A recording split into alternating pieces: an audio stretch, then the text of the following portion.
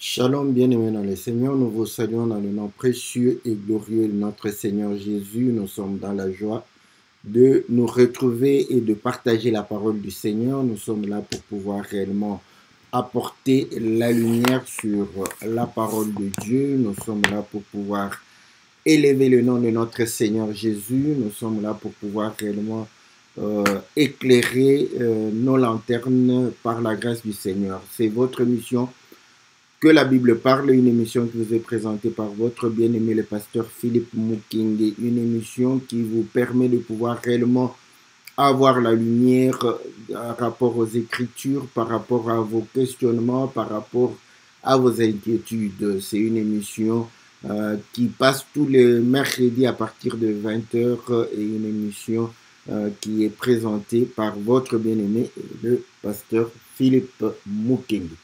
Voilà, bien-aimés dans le Seigneur, que l'Éternel vous soit très favorable, que l'Éternel vous bénisse, que l'Éternel puisse vous accorder toutes les bonnes choses, que l'Éternel puisse vous assister dans tout ce qui est réellement vos préoccupations, votre situation, que l'Éternel puisse apporter la lumière, que le Seigneur puisse apporter la solution, les réponses, la guérison, le secours, parce qu'il est réellement le garant de la vie de tout un chacun de nous. Voilà la prière que nous adressons à Dieu pour vous chaque jour, que réellement les bienfaits de l'Éternel vous soient accordés, que la grâce puisse réellement couler et surabonder sur chacun de nous dans le nom de notre Seigneur Jésus.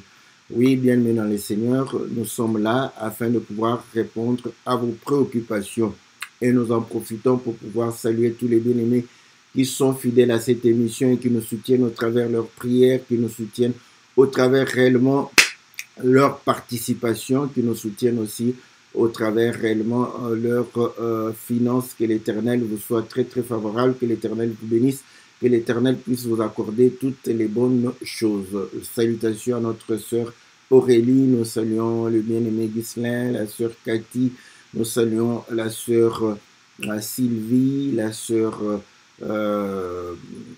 Pélagie, nous saluons la sœur Corinne, nous saluons la sœur Bia, nous saluons la sœur Bibiche, nous saluons la sœur Charlotte, nous saluons tous les bien-aimés qui vont pouvoir réellement nous rejoindre, les bien-aimés Gabin, les bien-aimés Jean Didier, Jean-Marie, Peter, nous saluons le bien-aimé Jackson, la sœur Wani. Que le Seigneur vous soit très très favorable, vous tous qui êtes fidèles à cette émission, et nous saluons tous ceux qui nous suivront aussi sur notre compte YouTube, et nous exhortons chacun de vous de pouvoir réellement vous abonner et de partager nos vidéos afin de pouvoir permettre à d'autres personnes de pouvoir visionner cela et avoir la lumière sur leurs questionnements. Que le Seigneur puisse vous assister abondamment dans le nom puissant et glorieux de notre Seigneur Jésus. Voilà, aujourd'hui, nous allons répondre à la question de notre bien-aimé Ghislain, que nous bénissons une fois encore de nous avoir posé la question. Et la question était de pouvoir savoir si réellement on peut chanter un joyeux anniversaire à un frère ou à une sœur étant enfant de Dieu, chrétien, chrétienne. Est-ce qu'on peut le faire? Voilà. Donc, voilà la question. Et là, nous profitons pour dire, est-ce qu'on peut chanter d'autres cantiques, par exemple l'hymne national aussi? Est-ce qu'on peut chanter l'hymne national? Est-ce que c'est, en tant que chrétien, nous pouvons le faire?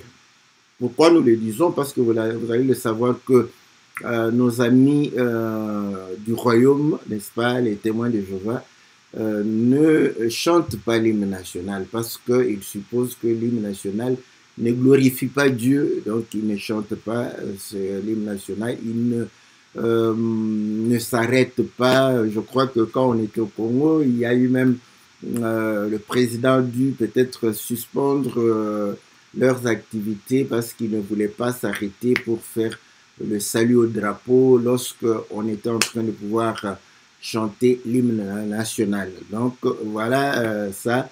Et je vais en profiter pour savoir aussi si on peut chanter d'autres cantiques. Voilà, bien aimé dans le Seigneur, la question, nous l'avons élargie pour que nous puissions réellement avoir toutes les réponses qui peuvent réellement nous aider à pouvoir être éclairés. Voilà. Maintenant, je prends d'abord l'hymne national. Vous allez comprendre que les témoins de Jéhovah, eux, ils ont dit qu'ils ne peuvent pas chanter parce que ça n'a rien à voir avec Dieu. Bon, d'autres chrétiens, ils ont une écriture pour dire que rendez à César ce qui est à César. Gloire au Seigneur. Maintenant, vous allez comprendre que on peut aller aussi, rendez à César, bon, on chante l'hymne national parce que voilà, c'est César qui nous demande de pouvoir chanter cela. Mais est-ce que cela voudrait dire que si César nous demandait quelque chose qui n'est pas conforme à la parole de Dieu, que nous puissions le faire? Je ne crois pas. Je ne crois pas parce que nous respectons César tant qu'il respecte Dieu. Et lorsque César ne respecte plus Dieu, on n'obéit plus à César. Voilà. Donc, vous voyez, on peut facilement donner cette réponse pour dire que non, voilà, si le cantique ne donne pas gloire à Dieu, pourquoi nous chantons l'hymne national? Parce que César nous le demande. César ne peut pas nous demander de pouvoir élever une nation au lieu d'élever Dieu. Voilà, donc c'est facile dans ce sens-là de pouvoir répondre. Mais maintenant, qu'à cela ne tienne, vous allez comprendre que étant chrétien, parfois nous avons des habitudes qui vont nous permettre de voilà, d'avoir un comportement, une piété, voilà, donc une certaine piété. Donc on peut se donner beaucoup d'interdits. Ça, ce sont des questionnements, vous voyez, certains vont dire que non, voilà, d'autres sont des chrétiens, mais il y a une certaine légèreté, d'autres veulent de la rigueur, non, je ne peux que chanter pour Dieu. Ça, ce sont des questions qui arrivent, tout ça. Moi, j'ai un principe, je vous le dis, tel que la vie, elle est compliquée, je la prends de la manière la plus simple. Voilà, donc pour pouvoir vivre, n'est-ce pas, je prends la vie de la manière la plus simple.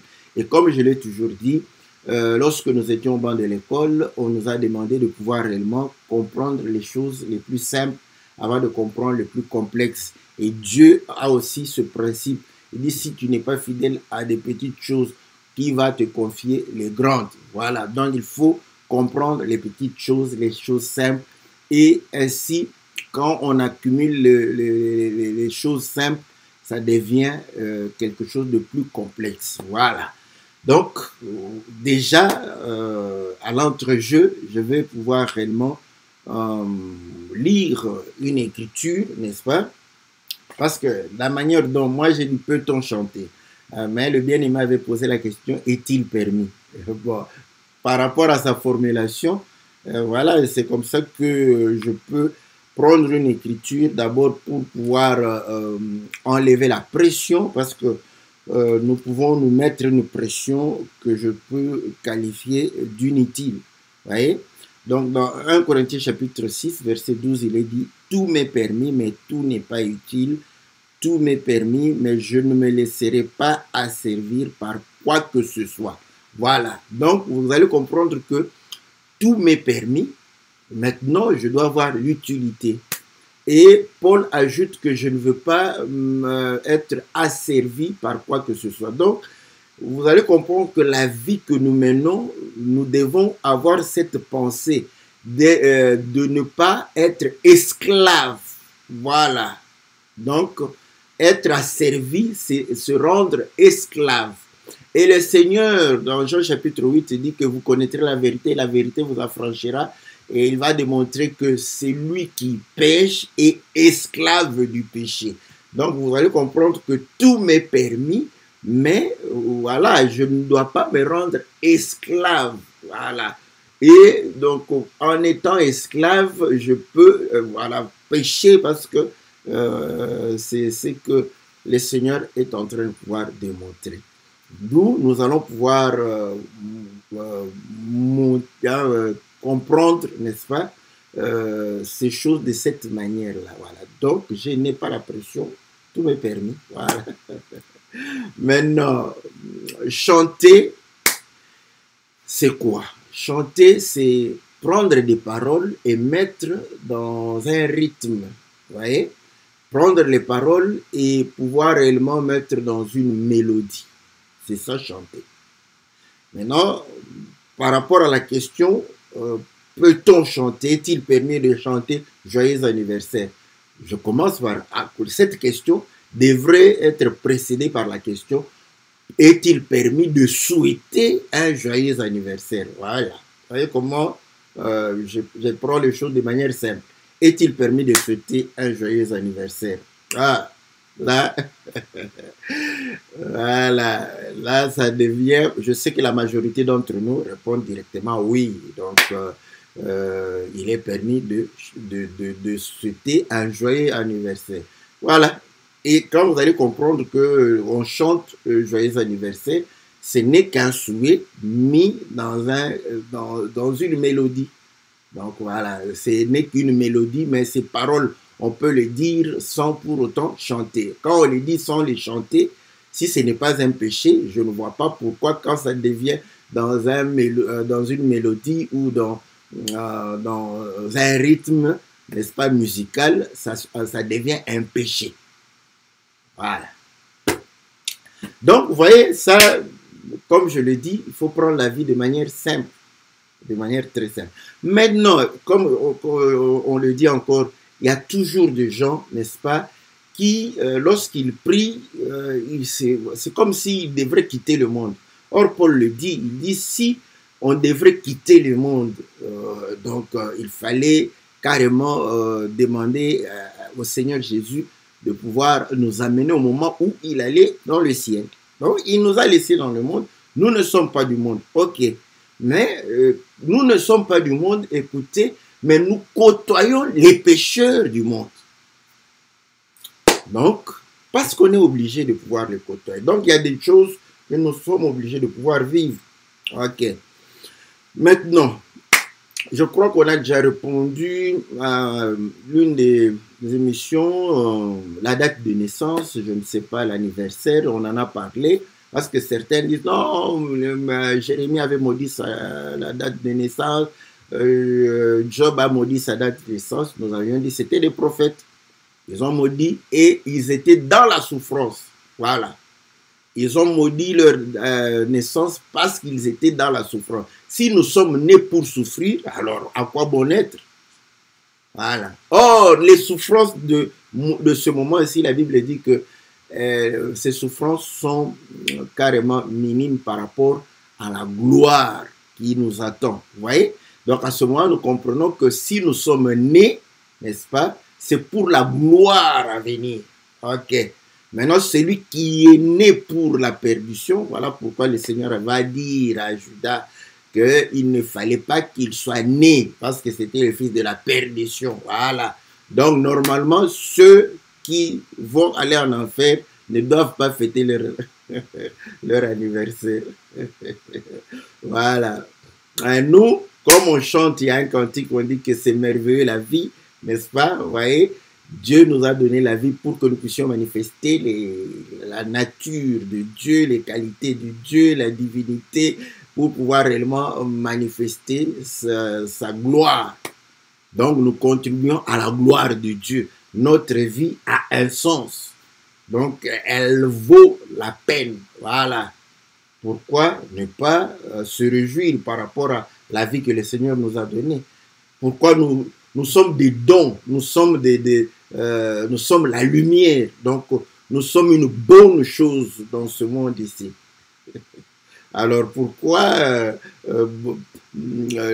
ton existence serait, n'est-ce pas, ne serait pas appréciée? Voilà, donc c'est pour répondre à ceux qui trouvent que c'est comme si quand on prie, on ne peut pas se réjouir. Voilà pourquoi dans le livre de Romains chapitre 12, écoutez ce que le Seigneur dit. Romains chapitre 12, je crois au verset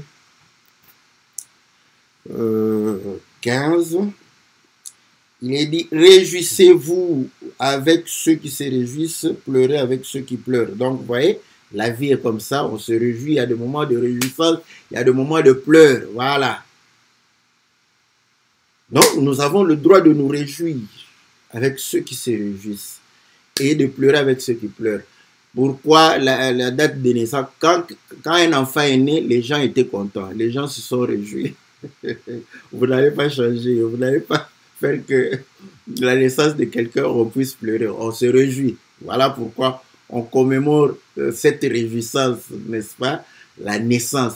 Et c'est normal, quand Israël est sorti, n'est-ce pas, de l'Égypte, c'était une naissance, on s'est réjoui, voilà. Donc, c'était Dieu a répété, hein, n'est-ce pas? Il a répété cela. Voilà pourquoi, lorsqu'ils ont traversé la mer Rouge, c'était une réjouissance. Parce que c'est véritablement à ce moment-là qu'Israël est né. C'est normal. Mais quand quelqu'un meurt, on pleure. Vous allez vous réjouir quand quelqu'un pleure. Vous pouvez danser, chanter, tout ça. Mais quand vous allez rester, si c'est un être cher, vous allez pleurer, vous serez triste. C'est comme ça, c'est Dieu qui a voulu des choses comme ça. Voilà. Donc, nous devons pleurer avec ceux qui pleurent et nous réjouir avec ceux qui se réjouissent. Mais cependant, est-ce que nous pouvons nous réjouir comme des païens ou pleurer comme des païens? Non. Voilà. Donc, voilà pourquoi Paul le dit dans le livre de Philippiens, n'est-ce pas? Philippiens chapitre 3.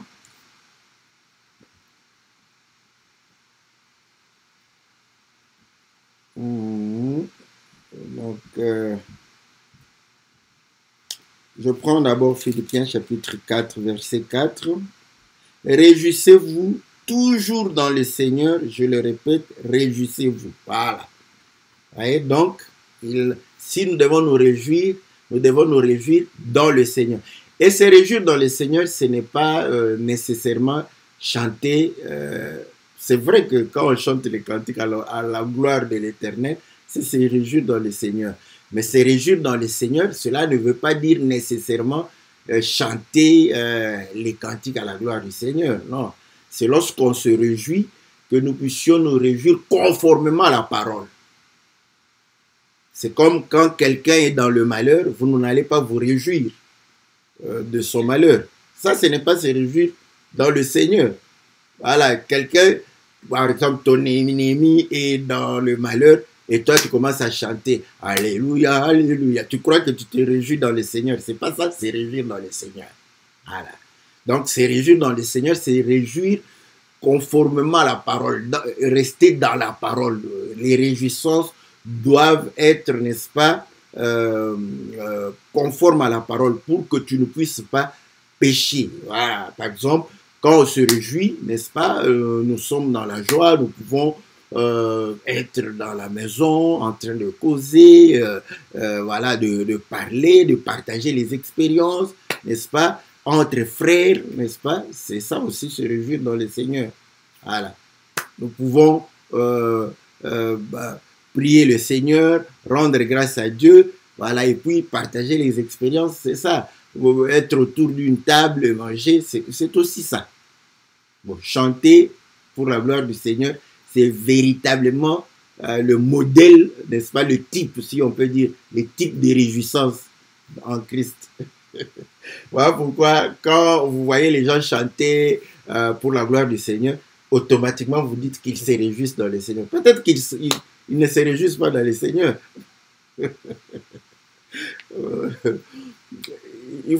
Vous n'avez qu'à voir les danses qui sont en train de pouvoir. Vous savez, c'est terrible. Bon, je ne veux pas aller dans, on va dire que non, c'est un jugement, tout ça. Mais vous pouvez voir l'attitude des gens, n'est-ce pas, qui chantent pour le Seigneur et voir d'abord, vous allez voir comment ils sont, voilà, des gens qui sont dénudés et qui chantent pour le Seigneur. Ils se réjouissent dans le Seigneur. Ouais. Donc, se réjouir dans le Seigneur, ce n'est pas simplement chanter les cantiques à la gloire du Seigneur, mais c'est être dans la joie, dans la réjouissance, dans la parole. Demeurer dans la parole, tout en se réjouissant. C'est ça vraiment, se réjouir dans le Seigneur.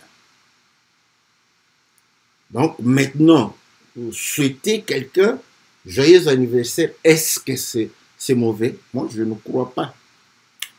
Je ne crois pas que ce soit mauvais, n'est-ce pas? Parce que vous allez comprendre que lorsque Paul est en train de parler, de pouvoir se réjouir dans le Seigneur, écoutez Philippiens chapitre 3, au verset 1, il dit « Au reste, mes frères, réjouissez-vous dans le Seigneur. » Voilà. Maintenant, il va expliquer. Réjouissez-vous dans le Seigneur. Je n'éprouve aucun ennui à vous écrire les mêmes choses et pour vous, c'est une sécurité, c'est salutaire. Prenez garde aux chats, vous voyez? Réjouissez-vous dans le Seigneur.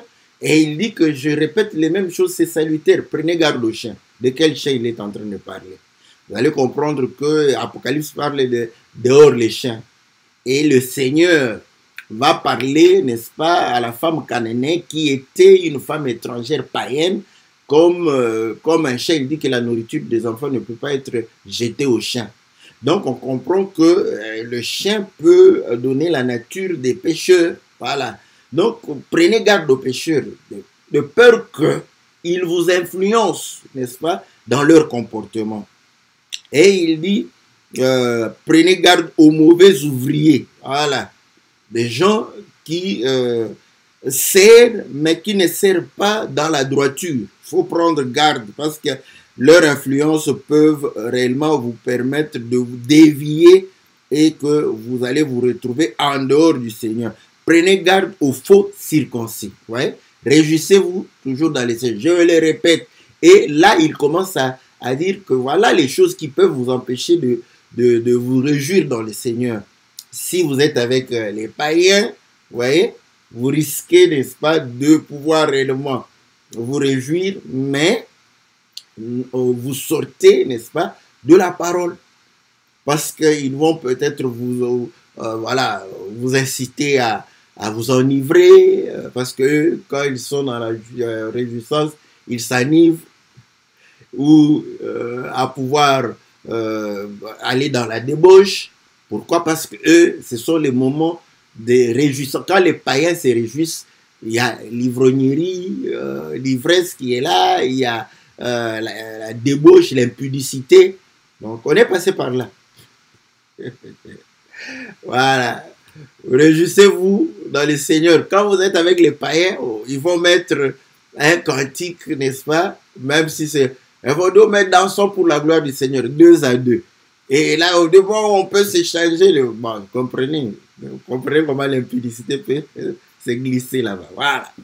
Donc, il va commencer à pouvoir dire, ok, car les vrais circoncis, c'est nous qui rendons à Dieu notre culte par l'Esprit de Dieu, qui nous glorifions en Christ Jésus. Et qui ne mettons pas notre confiance dans la chair. Voilà. Vous voyez? On se réjouit dans le Seigneur. En fait, le but, ce n'est pas de faire vraiment plaisir à la chair, de laisser, n'est-ce pas, les désirs de la chair prendre le dessus. Mais est-ce que les enfants de Dieu ne doivent pas sentir cette joie-là? Non, on doit... C'est pourquoi, vous voyez, on a critiqué les moines, mais certains d'entre nous veulent se comporter comme des moines. Les gens, vous les rencontrez, vous vous dites, mais ces gens sont tout le temps tristes. Voilà, ils n'aiment pas. Ils ont toujours l'air tristes, sérieux, tout ça. Voilà, c'est ce qui définit aujourd'hui les choses de Dieu. Voilà. Bon, vous voyez, moi, j'ai toujours prêché la parole de Dieu tout en étant joyeux. Ah, certains vont dire, bon, mais pourquoi il est tout le temps joyeux, il rit, tout ça. Mais vous voulez quoi? Vous voulez que, quand je prêche la parole de Dieu, je sois toujours sérieux? Vous voyez, frères et sœurs, dans le Seigneur. Et là, vous croyez que c'est là où vous allez vous convertir. Moi, je suis dans la joie de partager cette parole. J'exprime ma joie. Voilà. Donc, maintenant, certains veulent, n'est-ce pas, le sérieux. Voilà, tout ça, quand c'est sérieux, ils croient que c'est seulement, il dit de bonnes choses. Peut-être il dit des choses à dormir debout, mais tout en étant très sérieux. Voilà. Donc, vous allez comprendre que nous ne sommes pas appelés à être tristes ou à être fades parce qu'on prie le Seigneur. Non, en Christ et Jésus, c'est la joie. Voilà. Voilà pourquoi il dit, pourtant moi-même, j'aurais sujet de mettre ma confiance dans la chair. Si d'autres croient pouvoir se confier en la chair, à plus forte raison, moi, circoncis le 8e jour, de la race d'Israël, de la tribu de Benjamin, hébreu né d'hébreu, quant à la loi pharisien, quant aux ailes persécuteurs de l'Église, quant à la justice légale, irréprochable. Vous voyez, réjouissez-vous dans le Seigneur, on arrive au point où il démontre que il parle de faux ouvriers. Vous voyez, de faux ouvriers, il a parlé des chiens et il parle des circoncis, faux circoncis. Ah, c'est là. Vous voyez, les circoncis, c'était les juifs. Donc, il démontre que, voilà, ces gens-là, ils viennent, n'est-ce pas? En fait, ils ont la piété. Mais comme il nie ce qui en fait la force, c'est ce qu'il dit à Timothée. Donc, certains aiment la piété, mais ce qui fait la force de la piété, c'est la parole. Il nie ça. Ce sont il les appelle les faux circoncis. Parce qu'ils sont circoncis dans la chair, mais pas circoncis de cœur. Ils sont faux circoncis. Ouais, ils ont l'apparence, ils aiment l'apparence. Voilà, donc chanter seulement le nom de Jésus, chanter, voilà, chanter joyeux anniversaire, c'est mauvais. Mais en quoi on a péché quand on a souhaité à quelqu'un joyeux anniversaire? On a péché encore. Voilà. Est-ce qu'on l'a glorifié? Est-ce qu'on l'a loué?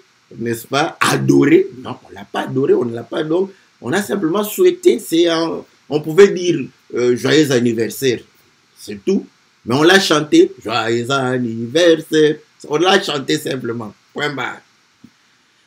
Donc, vous voyez, Paul démontre que les circoncis, les faux circoncis, ils aiment donner l'apparence. L'apparence, n'est-ce pas, de ceux qui prient. Il y a une forme de piété et pourtant il réunit la parole. Et c'est ce qu'il va dire encore dans 2 Colossiens, n'est-ce pas?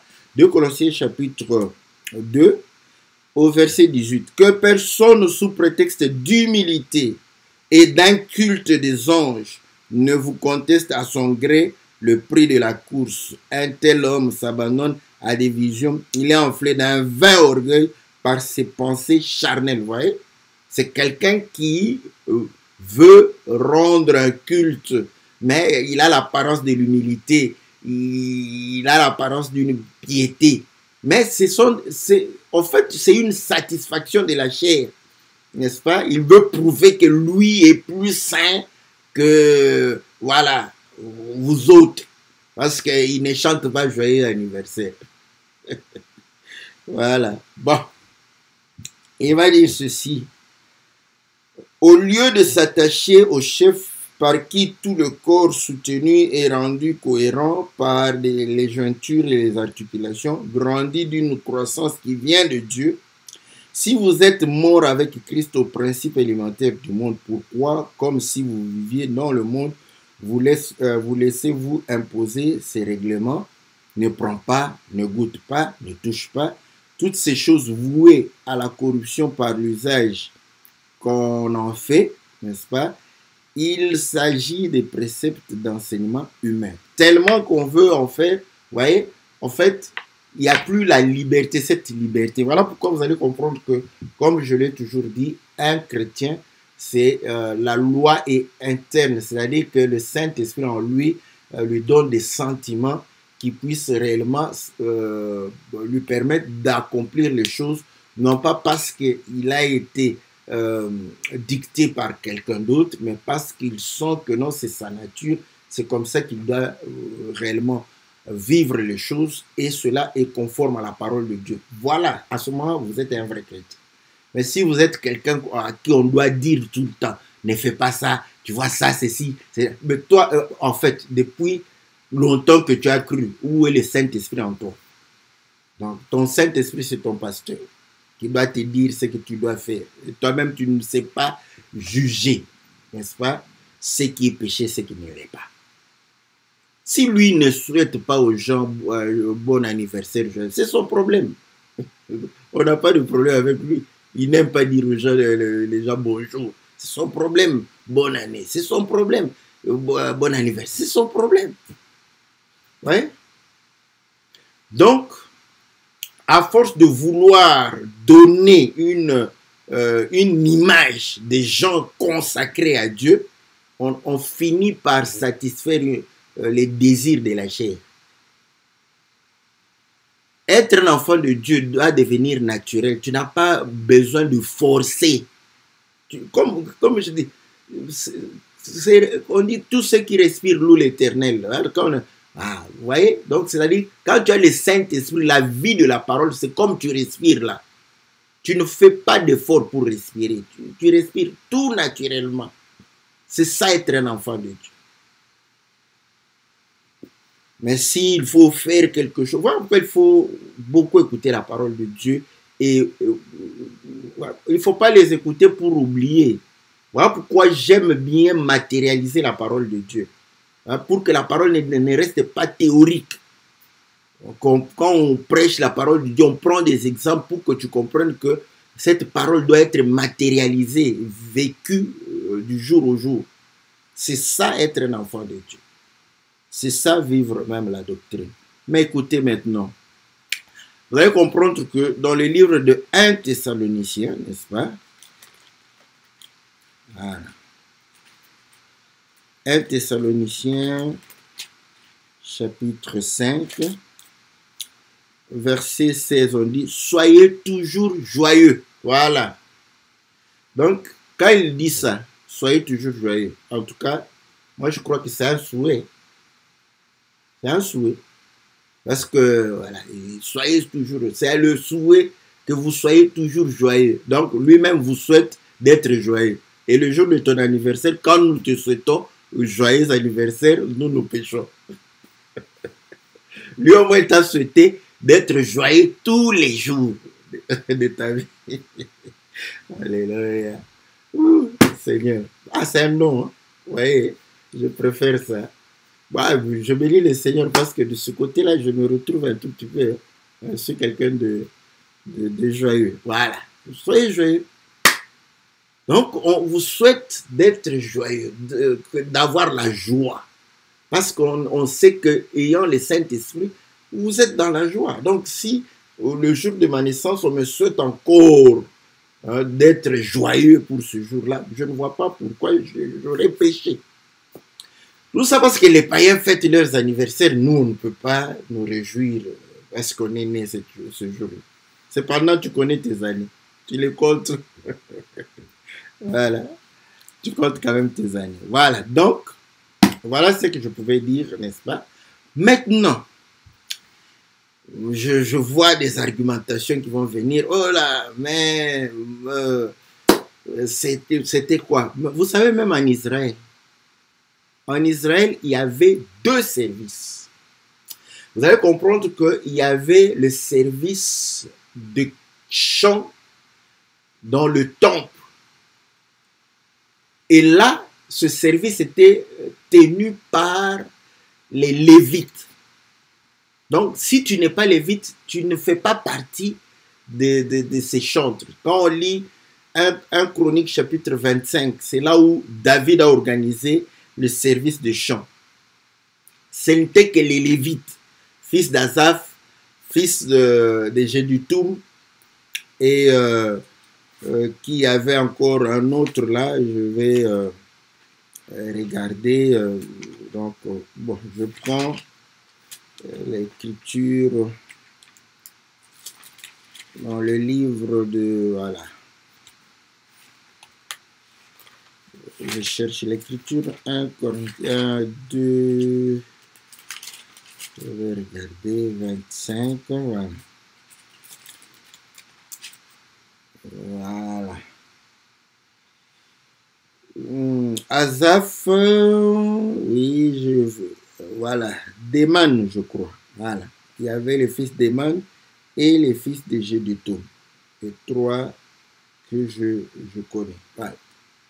Donc, si vous ne faites pas partie de ça, vous n'allez pas chanter pendant le culte ou vous ne faites pas partie de la chorale. La chorale était composée par les Lévites. Même maintenant, en Israël, il y avait des chanteurs et des chanteuses. Eux, ils chantaient quoi? Ça, c'est bien. J'aime ça. Bon, je vais chercher une écriture qui va... Voilà. Donc, dans 2 Chroniques 35, hein, je lis au verset 14. Ensuite, ils préparèrent ce qui était pour eux et pour les sacrificateurs, car les sacrificateurs fils d'Aaron furent occupés jusqu'à la nuit à offrir des holocaustes et des graisses. C'est pourquoi les Lévites préparèrent ce qui était pour eux et pour les sacrificateurs fils d'Aaron. Donc, c'était la Pâque, c'était la célébration de la Pâque. Les chantres, fils d'Asaph, étaient à leur place selon l'ordre de David, d'Asaph, d'Éman et de Géduthun, le voyant du roi. Et les portiers étaient à chaque porte. Donc, vous voyez, les sacrificateurs pour le service, ils chantaient. Eux, ils chantaient pour la gloire du Seigneur. Maintenant, au verset 35, on dit ceci. Au verset 25, je crois. 25. Voilà. Verset 25. Là, Josias va mourir. Et on dit au verset 25, Jérémie fit une complainte sur Josias. Tous les chanteurs et toutes les chanteuses ont parlé de Josias dans leur complainte jusqu'aujourd'hui et en ont fait une prescription en Israël. Ces chants sont écrits dans les complaintes. Vous voyez, les complaintes, ce sont des chansons populaires, n'est-ce pas, à caractère plaintif. Maintenant, dans les complaintes là, on chante l'homme, hein? On chante l'homme, on parle de l'homme, et dans 2 Samuel chapitre 1 ou 2, David va chanter, n'est-ce pas, une complainte pour Saoul et Jonathan. Lisez ça. Vous ne verrez nulle part où il a parlé de Dieu. Il a parlé de Saoul. Mais aujourd'hui, oui, nous allons dire David était prophète, il prophétisait, et comme nous hein, aujourd'hui, Dieu nous a fait grâce. Hein, parce que quand on lit Saoul, on sait que non, c'est pas Saoul là, il parlait de quelqu'un d'autre. Jonathan, il parlait de quelqu'un d'autre. On peut expliquer. Mais avant d'expliquer, quand on a chanté ça, n'est-ce pas, David a chanté, n'est-ce pas, pour Saoul et pour Jonathan. Ah, ici, les pécheurs vont dire, hein, vous voyez, les cantiques du mondain là, vous voyez, ils chantent aussi pour eux. Voilà.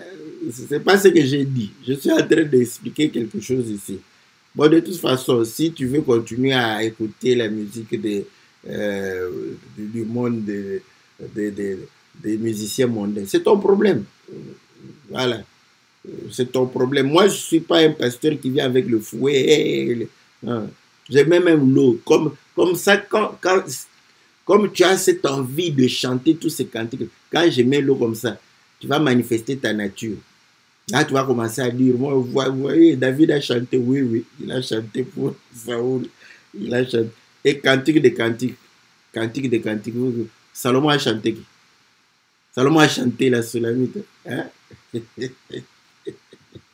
Voilà. Là, tu vas encore pécher davantage. Donc, ok. Donc, si tu veux pécher, tu es libre de pouvoir pécher. Donc, vous allez comprendre qu'il va parler. Donc, c'est pour montrer qu'il y avait les chantres. C'est pourquoi on parlait des chantres de l'Éternel, qui étaient les Lévites. Ceux-là étaient pour louer l'Éternel. Voilà. Maintenant, il y avait des riches qui avaient de l'argent et qui s'achetaient des chanteurs et des chanteuses. Ceux-là, c'était pour agrémenter leur fête, leur deuil. Voilà, c'est pourquoi dans les deuils, il y avait les pleureuses. Donc, les gens qui venaient avec des complaintes, qui chantaient pour permettre à tout le monde de pleurer. Voilà.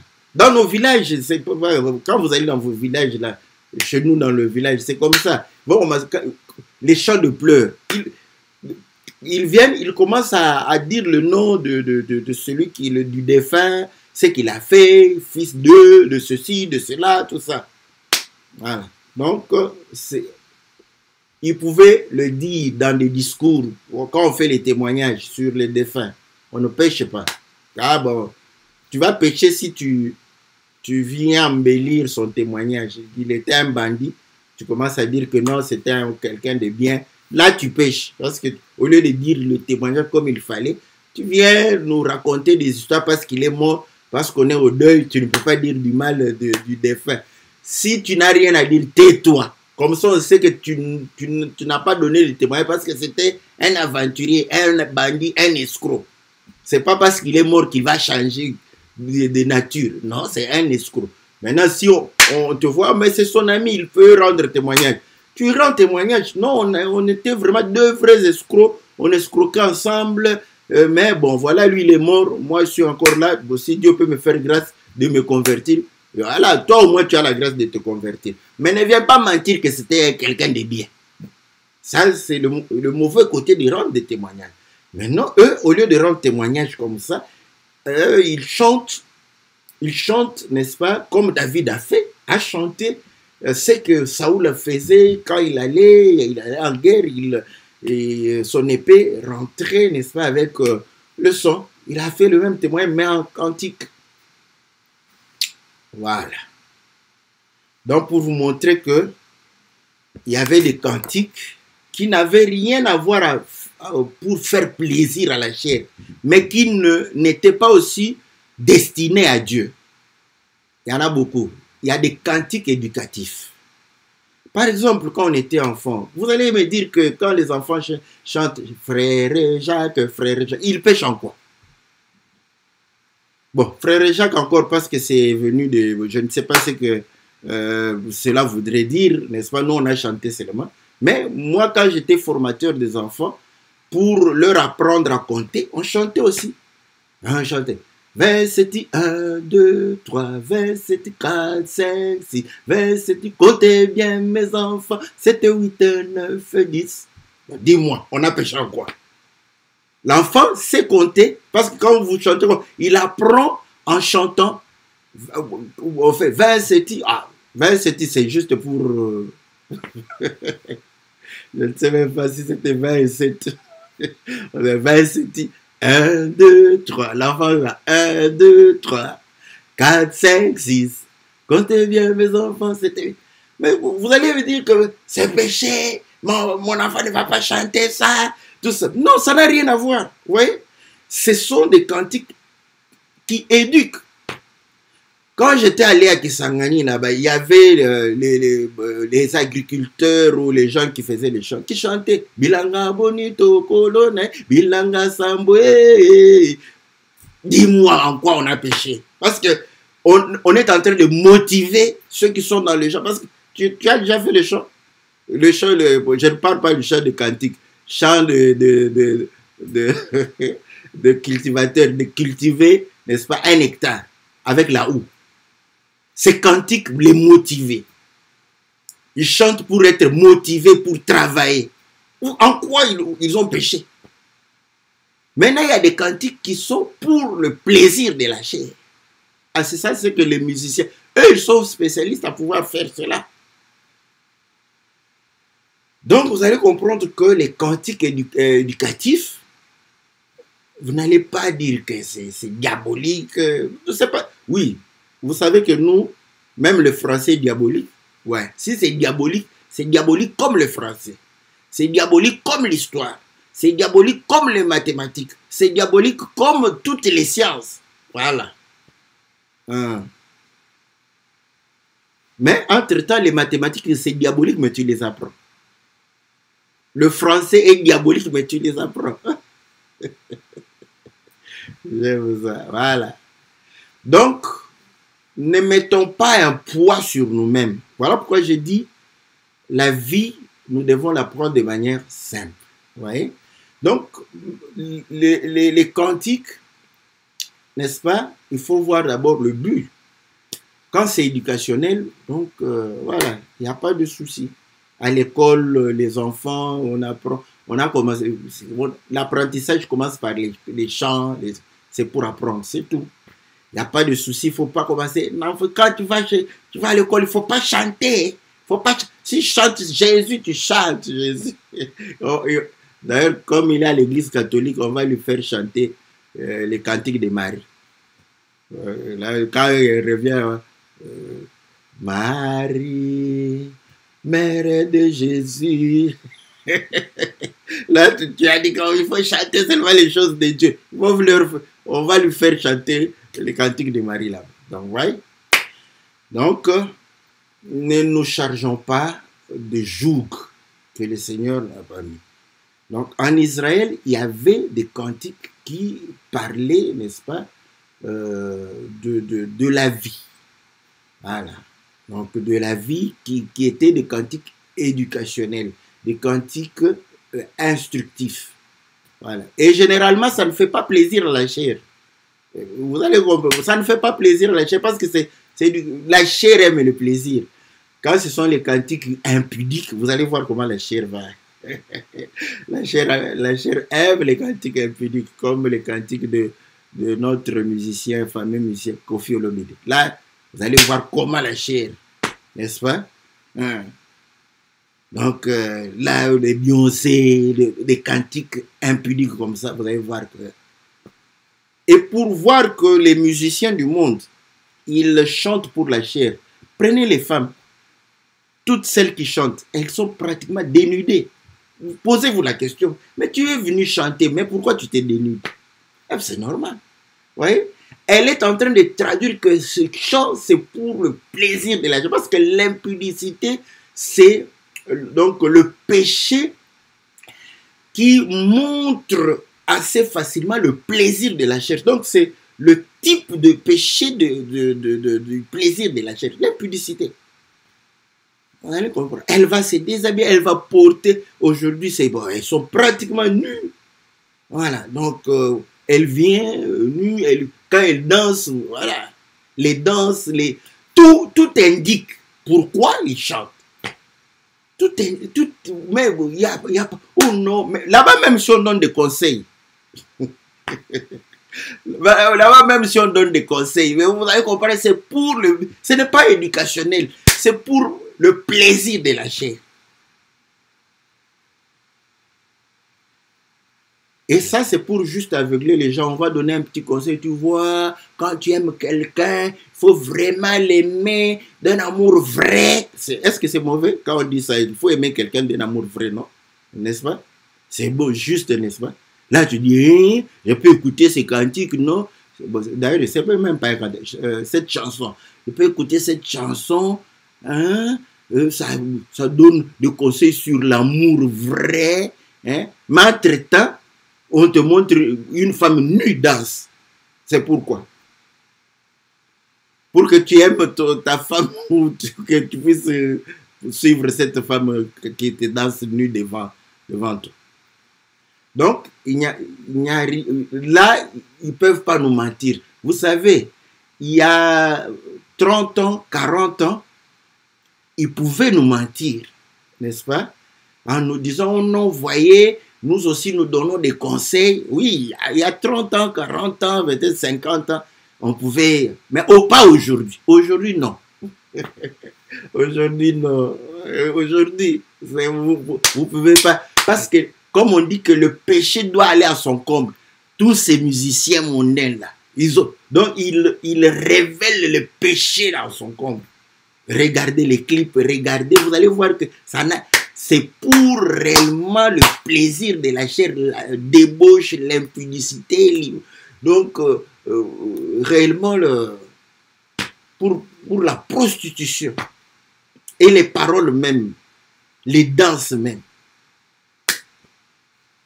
Quand si je chante ici, vous allez vous-même dire, le pasteur connaît ça. Mais oui, avant même de se convertir, on était aussi des danseurs.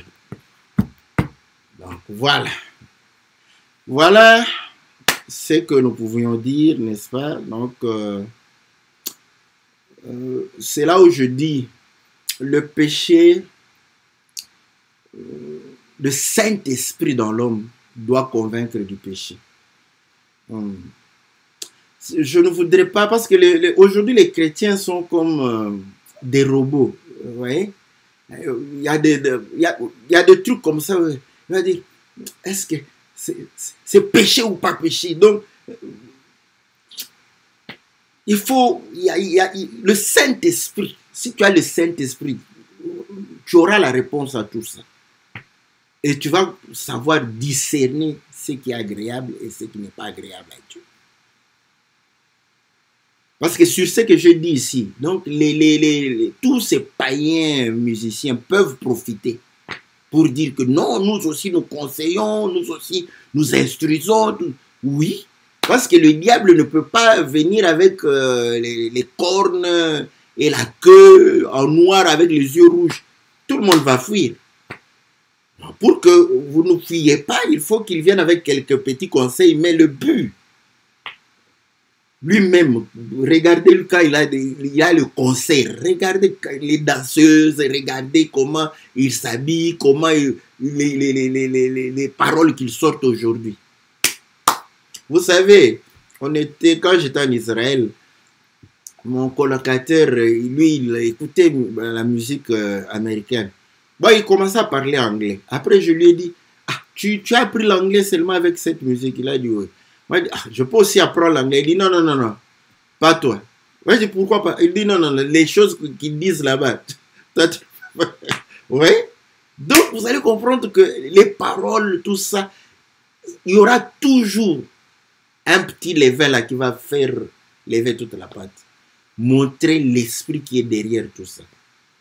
Donc, laissez les enfants tranquilles parce que, vous voyez, là-bas, au moins, eux aussi sont conscients qu'ils doivent chanter les histoires, qu'ils doivent instruire les enfants, comme on dit, 1 kilomètre à pied, ça use, 1 kilomètre à pied, ça use les talons. Voilà. Ce n'est pas un péché, laisse ton enfant chanter ça. Que Dieu nous soit très favorable. Bon, on se limite ici. Voilà, donc que le Seigneur vous soit très très favorable. Donc, comme on dit, celui qui veut se sanctifier, qu'il se sanctifie davantage. Celui qui voudra pécher au travers, qu'il pêche. Donc, que Dieu vous bénisse. On se retrouve le mercredi prochain et le lundi par la grâce du Seigneur.